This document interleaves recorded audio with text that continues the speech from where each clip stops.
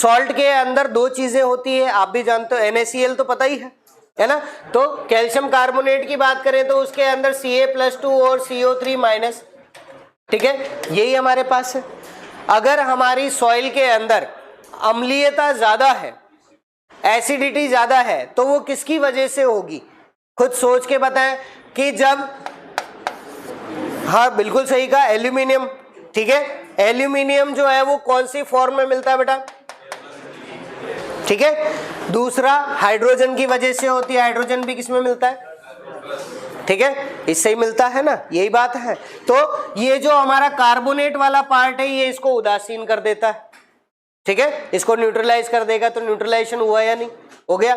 दूसरा, जब यहां पर क्षार ज्यादा होगा तो हम बात करते हैं क्षार ज्यादा किसकी वजह से होता है, बाइकार्बोनेट की वजह से, किसकी वजह से, या फिर होता है क्लोराइड की वजह से, या होता है सल्फेट की वजह से, ठीक है।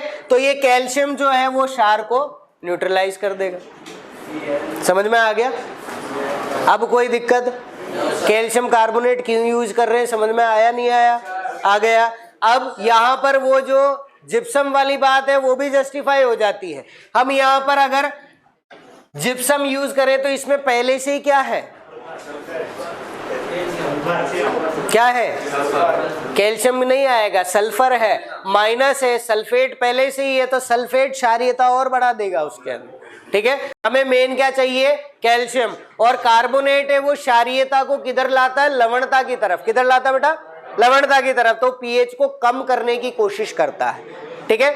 जब हम बात करते हैं किसकी, हमारे जिप्सम को क्षारीय मृदाओं में उपयोग करने की, तब भी सल्फेट जो है वो क्या करता है, सोडियम के साथ बनके और सोडियम सल्फेट बनके लीच डाउन हो जाता है, ठीक है, और वहां पर बचता क्या है, कैल्शियम कार्बोनेट ही बचता है, ठीक है। तो वही हम डायरेक्ट यूज कर रहे हैं। अब कोई डाउट रहा है इसमें, नहीं, चलिए लास्ट बात करें, इसके अंदर कौन सा बेटा, कैल्शियम नाइट्रेट कितना है इसका, 21।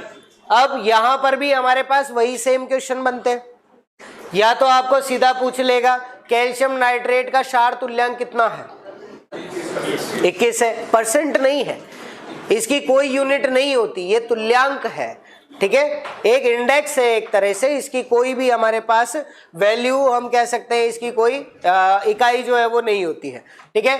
अगर बात करें कैल्शियम साइनेमाइड की तो कितना हो गया, 63।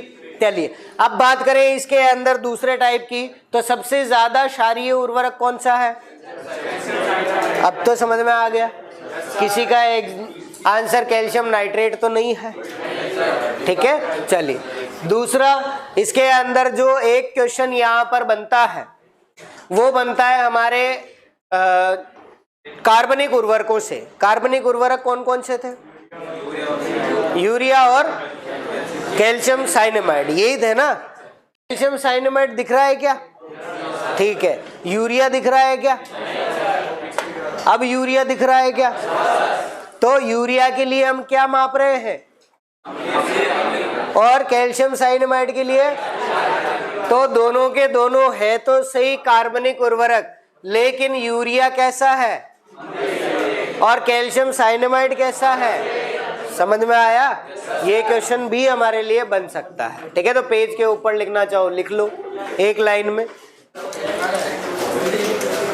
यूरिया अम्लीय और कैल्शियम साइनेमाइड क्षारीय, ठीक है। यूरिया कैसा है, एसिडिक, और कैल्शियम साइनेमाइड कैसा है, बेसिक, ठीक है। यूरिया तो क्या हो गया बेटा, एसिडिक या अम्लीय, और CaCN जो है वो कैसा हो गया बेटा, बेसिक या फिर क्षारीय हो गया, ठीक है।